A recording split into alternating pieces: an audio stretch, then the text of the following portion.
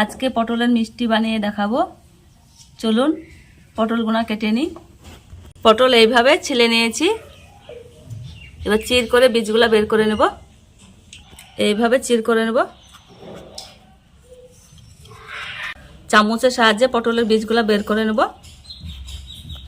পটলের বীজগুলো এইভাবে সব বের করে নিলাম। এবার ধুয়ে নেব।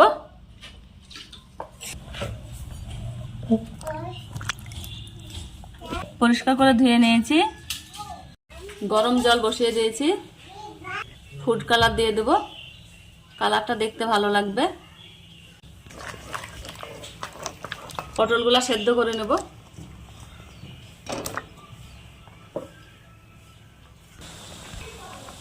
এইভাবে 10 মিনিট ফুটিয়ে নেব। পটল সেদ্ধ হয়ে গেছে, ছেঁকে নেব।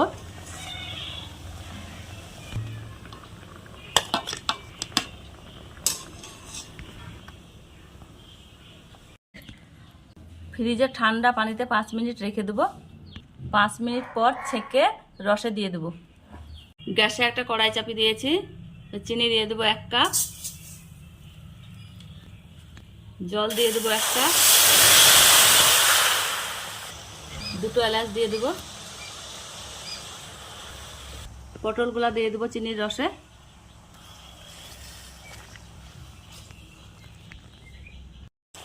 পটলগুলা রস থেকে ছেঁকে নেব। এবার নারকেলের পুর তৈরি করে নেব। পুর তৈরি করার জন্য কড়াইয়ে দুধ দিয়ে দিলাম। স্বাদ মতো চিনি দিয়ে দেব। একটা এলাচ, 1 চামচ গাওয়া ঘি,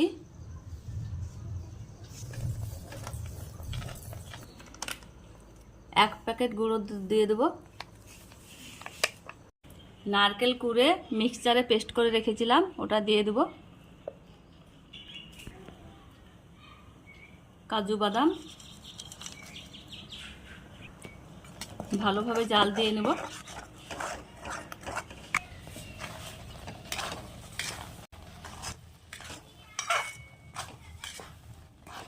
নারকেলের পুর ঘন হয়ে এসেছে, নামিয়ে নেব। ঠান্ডা হলে আর একটু ঘন হয়ে যাবে। পটলের মধ্যে পুর ভরে নেব।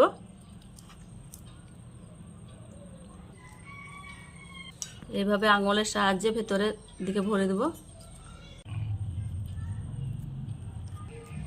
এইভাবে ভরে নেব সবগুলা। এইভাবে সবগুলা করে নেব।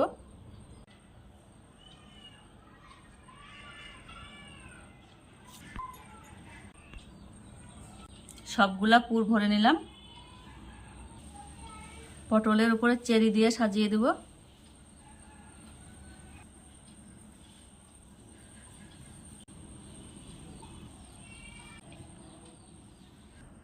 দেখুন পটলের মিষ্টি কত সুন্দর হয়েছে। বাড়িতে থাকা সবজি পটল দিয়ে আপনারা এইভাবে পটলের মিষ্টি বানিয়ে নিতে পারেন। দেখতে দারুণ, খেতে মজাদার, অসম্ভব লোভনীয়। বাড়িতে আপনারা একবার এইভাবে করে দেখতে পারেন। ভালো লাগলে লাইক, শেয়ার, কমেন্ট, সাবস্ক্রাইব করে পাশে থাকবেন। নিজে বাড়িতে না বানালে বুঝতে পারবেন না। আপনারা অবশ্যই একবার বাড়িতে বানিয়ে দেখবেন।